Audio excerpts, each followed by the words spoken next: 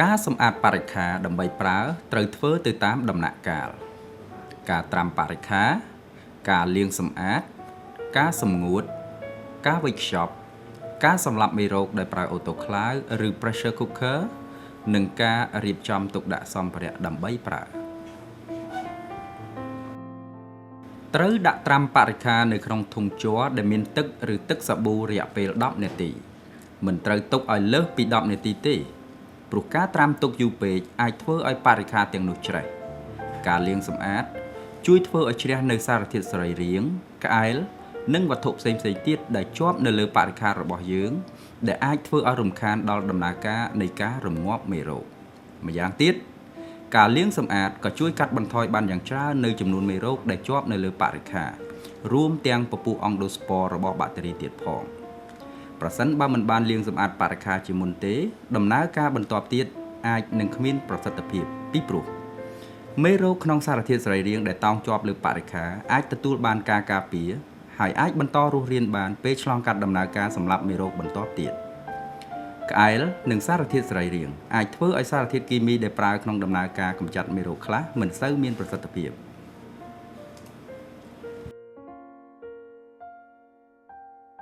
ក្រោយពីលាងសម្អាតបរិក្ខារហើយមុនពេលសម្ងួតនិងវេចខ្ចប់បរិក្ខារគ្រូពេទ្យត្រូវលាងសម្អាតដៃរបស់ខ្លួនជាមួយនឹងសាប៊ូជាមុនសិន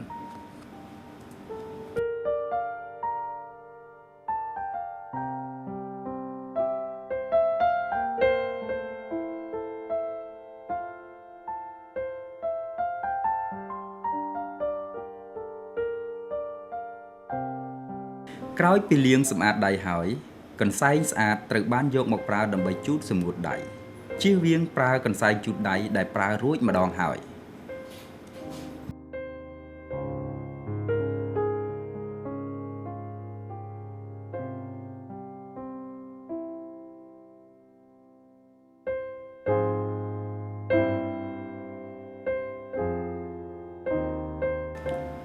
ដើម្បីជូតសម្ងួតបរិក្ខារ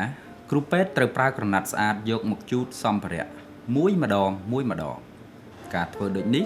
ដើម្បីឲ្យប្រាកដថាបរិក្ខាររបស់យើងទាំងអស់ពិតជាត្រូវបានលាងសម្អាតនិងជូតសម្ងួតយ៉ាងត្រឹមត្រូវ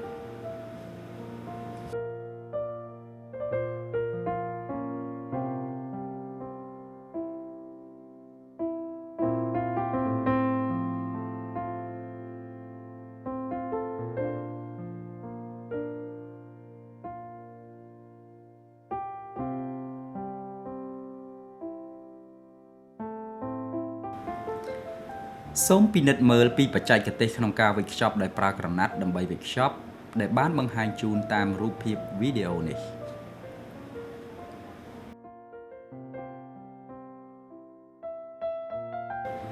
បរិក្ខារដែលបានវេចខ្ចប់បែបនេះនៅពេលដែលធ្វើការសម្លាប់មេរោគហើយអាចរក្សាទុកបានរហូតដល់ទៅ1សប្តាហ៍តែ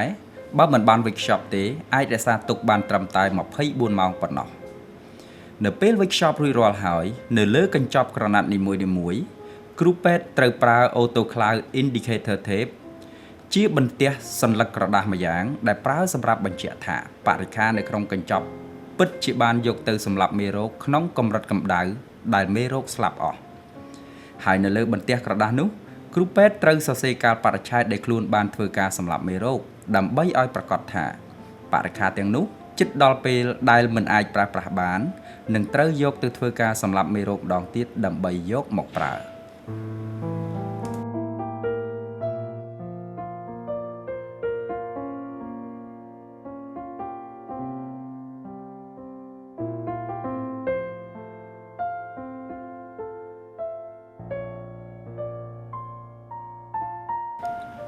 សូមពិនិត្យមើលពីវិធីក្នុងការសរសេរកាលបរិច្ឆេទនេះ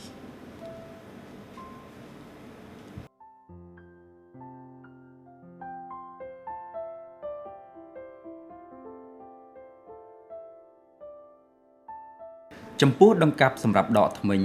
យើងអាចវេចខ្ចប់ជាមួយនឹងផ្លាស្ទិកសម្រាប់ស្តេរីលក៏បានតែបើយើងមិនមានផ្លាស្ទិកសម្រាប់ខ្ចប់ទេយើងអាចវេចខ្ចប់ដោយប្រើក្រណាត់ស្អាតដូចបានបង្ហាញជូនខាងដើមក៏បាន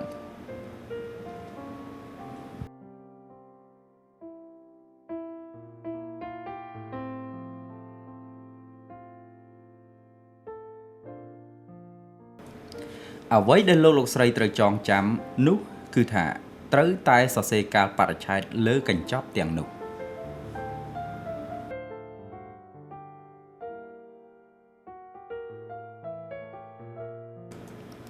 បន្ទាប់មកត្រូវយកបរិក្ខារដែលបានវេចខ្ចប់ហើយទាំងនោះទៅដាក់ក្នុងអូតូក្លាវឬ pressure cooker ដើម្បីរងាប់មេរោគមិនត្រូវដាក់បរិក្ខារលើសចំណុះអូតូក្លាវឬ pressure cooker ឡើយសម្ពាធកម្ដៅត្រូវតែឡើងដល់121អង្សាសេឬស្មើនឹង250 Fahrenheit និងរក្សាសម្ពាធកម្ដៅនេះឲ្យបាន30នាទី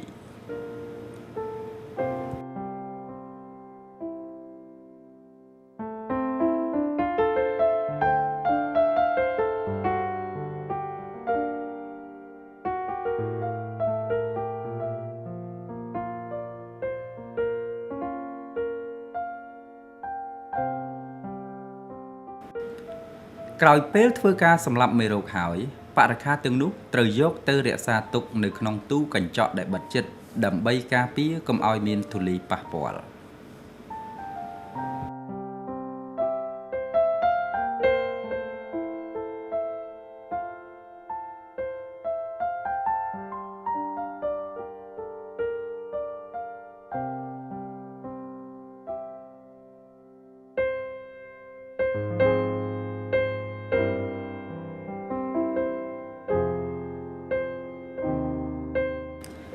ក្រណាត់ជូតកន្សែងជូតដៃនិងអាវគ្រូពេទ្យដែលបានប្រើប្រាស់រួចហើយត្រូវយកទៅបោកសម្អាតជាមួយនឹងសាប៊ូដោយម៉ាស៊ីនបោកគក់ឬបោកសម្អាតដោយប្រើដៃក្នុងករណីមិនមានម៉ាស៊ីនបោកគក់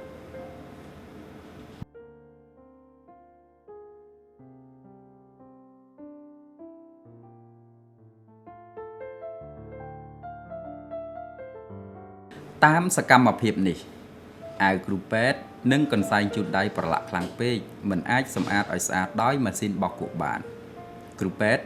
រើសយកមកបោកដោយប្រើច្រាសឲ្យបានស្អាតជាមុនសិនមុននឹងដាក់ចូលម៉ាស៊ីនបោកគក់ដើម្បីបោកសម្រេច